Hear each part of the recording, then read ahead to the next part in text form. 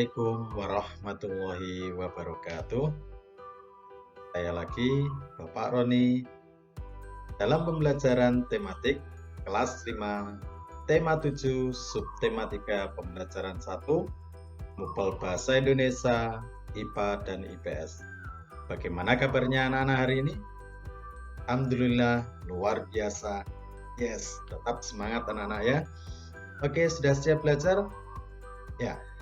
Sebelum belajar, mari kita berdoa terlebih dahulu. Mulai. Selesai. Baiklah anak-anak, kita akan belajar peristiwa mengisi kemerdekaan.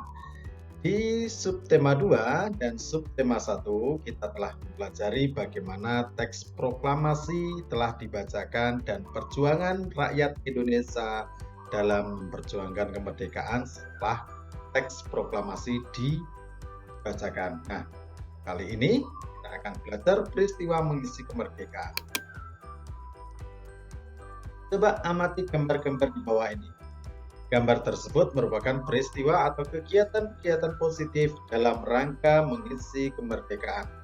Ceritakanlah kegiatan apa sajakah itu?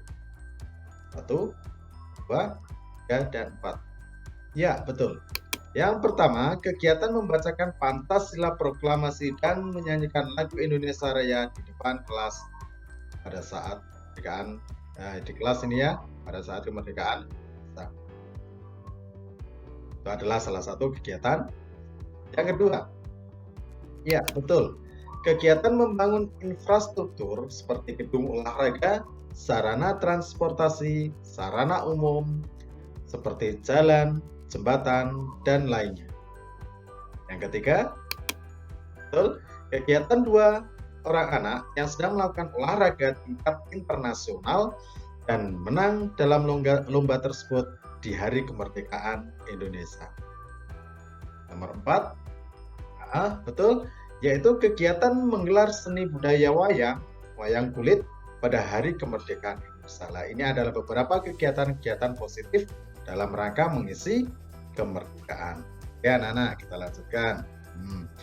Tahukah kamu banyak peristiwa yang terjadi di dalam kehidupan kita? Ada peristiwa yang dianggap penting dan patut dirayakan sama orang lain ya.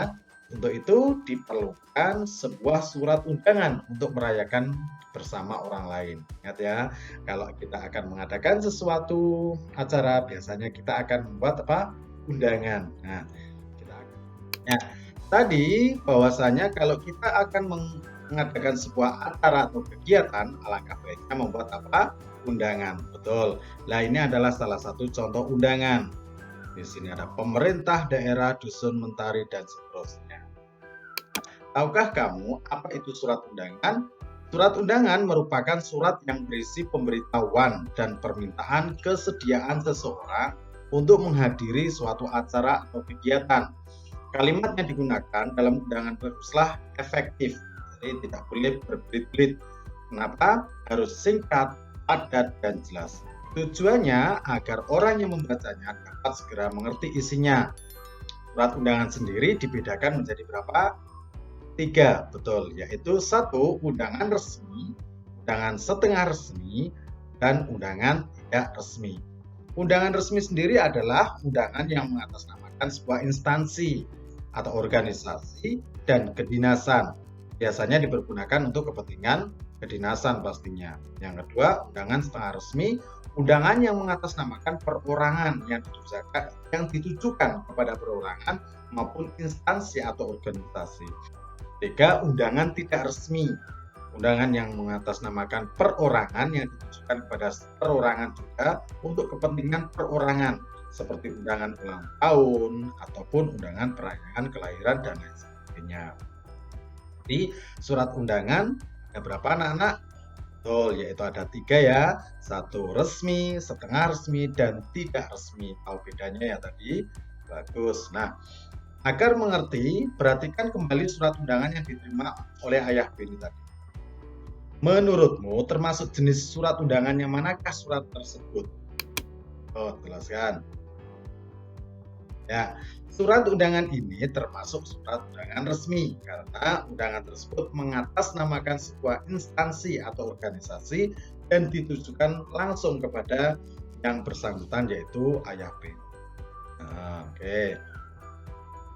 Nah, kamu telah mengetahui jenis-jenis surat undangan. Setiap surat undangan memuat bagian-bagian surat. Secara umum, inilah gambaran bagian-bagian yang ada dalam suatu surat. Oh ya, yang atas ini disebut dengan apa? Pemerintah daerah Dusun Mentari, Kelurahan Senja, Kecamatan Bayung, Jalan Merdeka. Nah, ini ada logonya, disebut dengan betul, yaitu disebut dengan kepala surat atau biasanya disebut dengan kop surat, kepala surat. Yang bawahnya adalah kepada yang terhormat Bapak Hirmawan, Dusun Mentari, dan seterusnya. Itu disebut apa, anak-anak? Iya, betul. Nama dan alamat tujuan ditujukan kepada siapa? Dengan hormat. Pembuka surat.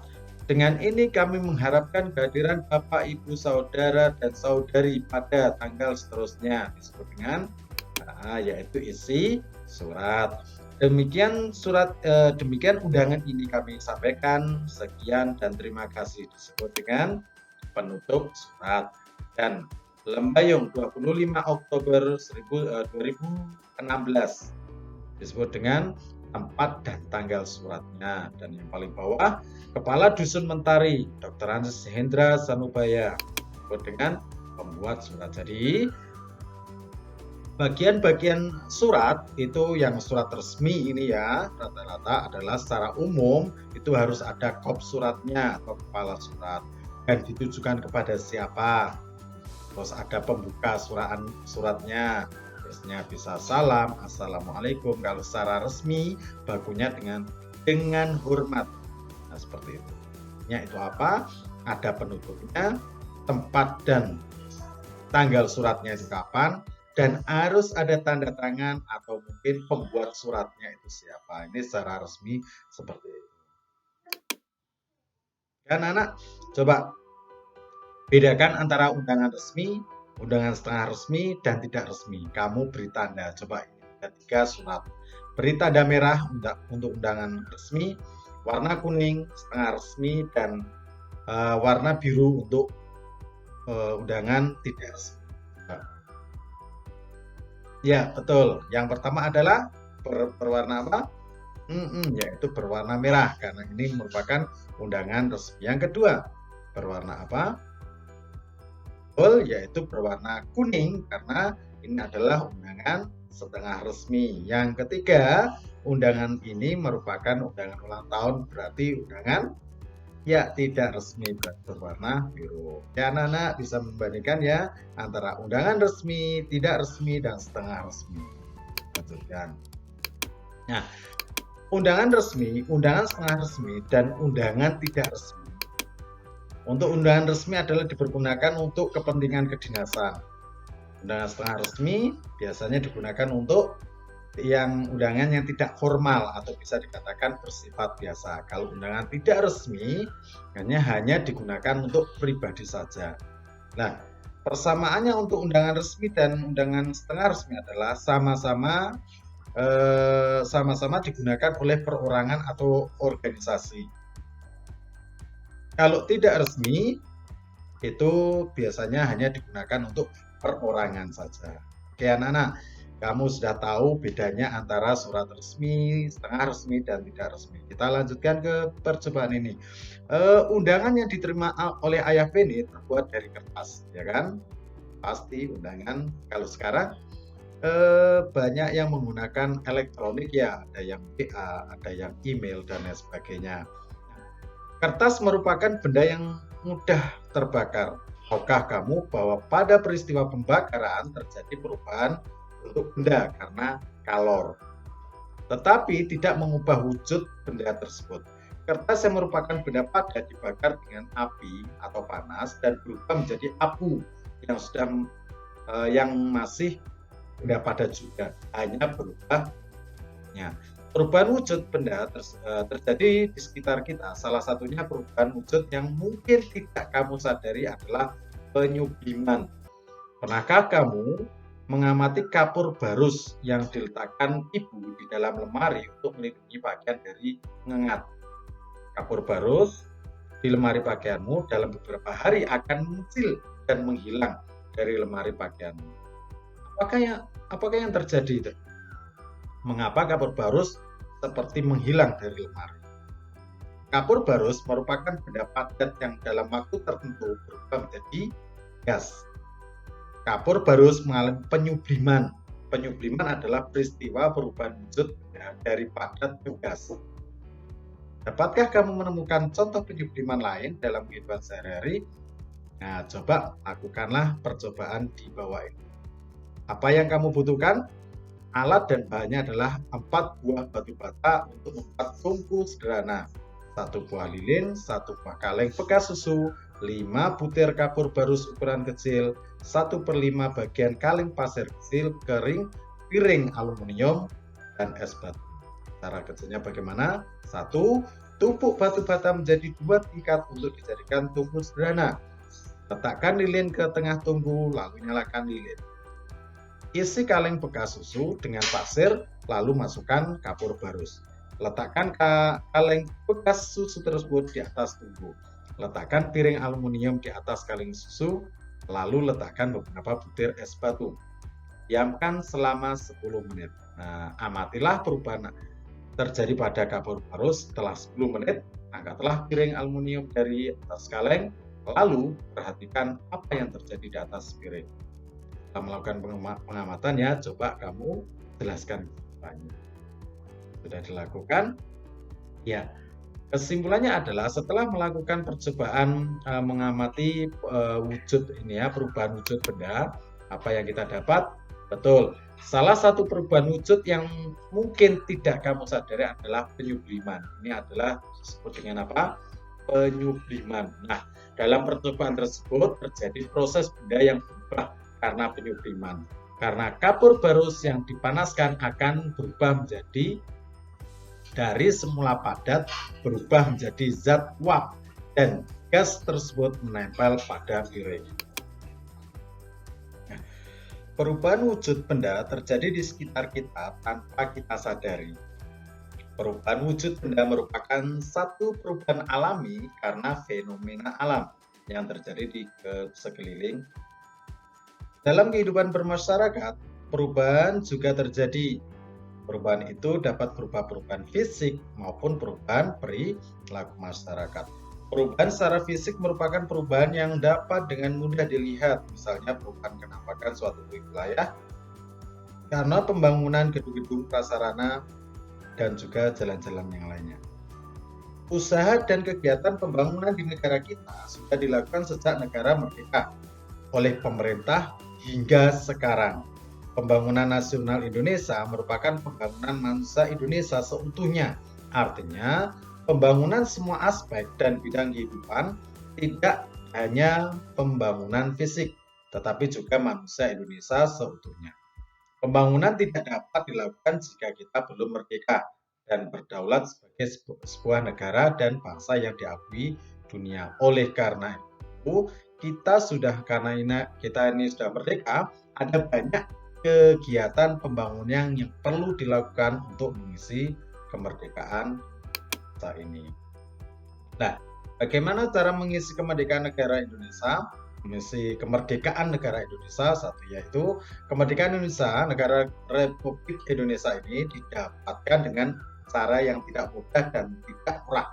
Bertahun-tahun para pemimpin bangsa ini berupaya dengan berbagai macam cara untuk melepaskan diri dari penjajahan bangsa lain. Ribuan nyawa manusia juga telah melayang dalam upaya ini. Kini Indonesia telah merdeka, daulat, namun banyak hal yang harus dilakukan untuk mengisinya dalam rangka pembangunan bangsa Indonesia yang seutuhnya, seperti yang dicita-citakan para pendiri bangsa ini. Generasi penerus bangsa harus mengupayakan agar pembangunan manusia seutuhnya ini dapat dilakukan terus-menerus dengan berbagai cara. Cara-cara yang dapat dilakukan antara lain mencintai dan bangga menjadi bangsa Indonesia.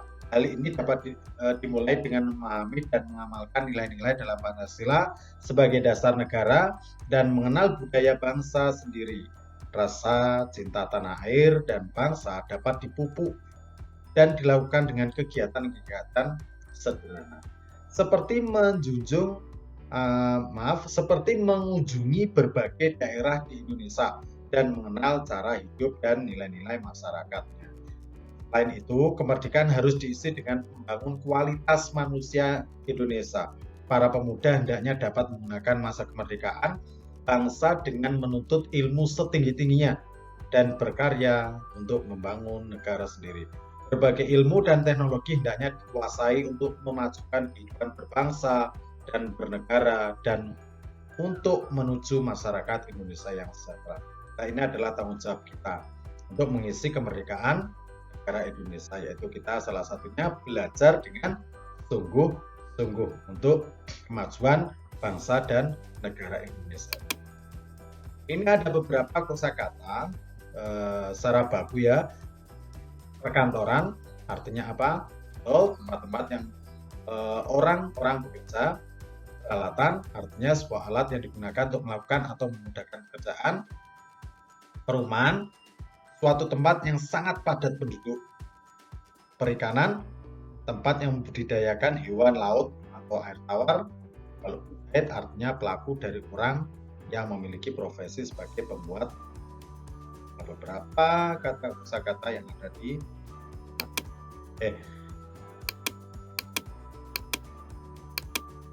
kegiatan untuk mengisi kemerdekaan. Pertama, mengisi kemerdekaan Indonesia dengan melakukan kegiatan perlombaan seperti panjat pinang, makan kerupuk, hafalan, nama-nama pahlawan, dan lain sebagainya. Kedua, mengisi kemerdekaan Indonesia dengan mengamalkan nilai-nilai Pancasila dalam kehidupan sehari-hari. Ketiga adalah mengembangkan potensi diri dengan berolahraga dan lainnya. Keempat adalah melestarikan seni dan budaya Indonesia di masing-masing daerah seperti tari jaipong dan lain sebagainya. Yang pertama tadi ya, ini biasa kita lakukan pada waktu kemerdekaan Indonesia Agustus, ada panjat pinang dan lain sebagainya. Dan ini yang jarang kita lakukan, yaitu lomba hafalan nama-nama pahlawan. Ini perlu kita coba nantinya. Yang kedua adalah mengamalkan nilai-nilai Pancasila dalam kehidupan sehari-hari. Ini sangat luar biasa, harus kita amalkan. Sebagai Pancasila sebagai dasar negara, maka kita harus benar-benar mengamalkan sehingga tercapailah cita-cita bangsa ini. Ketiga, mengembangkan potensi diri dengan olahraga. Yang suka sepak bola, kembangkan sehingga membawa nama Indonesia di kancah internasional. Yang keempat, ini melestarikan seni budaya bangsa kita sendiri. Bisa lagu-lagu daerah dikenalkan di berbagai event nasional atau mungkin tari-tari. Kita mempunyai banyak sekali berbagai macam budaya di Indonesia. Nah, ini seni tarinya pun sangat banyak sekali. Nah, ini kita lestarikan dengan cara belajar, mempelajari dan juga bisa mengenalkan ke yang lain. Jadi kesimpulannya, kemerdekaan harus dimeriahkan dengan kegiatan-kegiatan positif dan bermanfaat bagi bangsa Indonesia. Ya, harus melakukan kegiatan positif dan bermanfaat.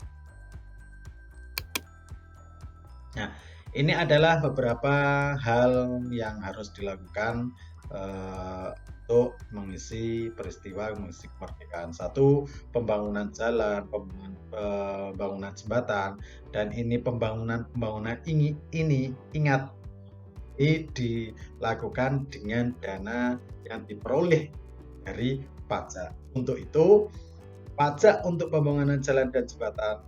Untuk itu, sebagai warga negara yang baik, kita harus membayar pajak agar pembangunan juga akan saat lagi lebih maju. Oke, itu demikian anak-anak yang bisa saya sampaikan untuk hari ini di pembelajaran 1 sub tema 3 tema 7 di kelas 6. Lalu semangat belajar ya.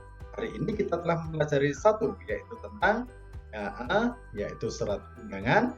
Yang kedua, bagaimana cara perubahan bentuk benda. Yang ketiga adalah kita harus bisa melestarikan budaya-budaya Indonesia, harus bisa melakukan kegiatan-kegiatan positif yang lainnya untuk mengisi kemerdekaan. Terima kasih, sampai jumpa lagi, dan jangan lupa berdoa sebelum kita tutup pelajaran kita. Mulai. Alhamdulillah. Assalamualaikum warahmatullahi wabarakatuh. Jangan lupa like dan subscribe. Terima kasih, sampai jumpa lagi.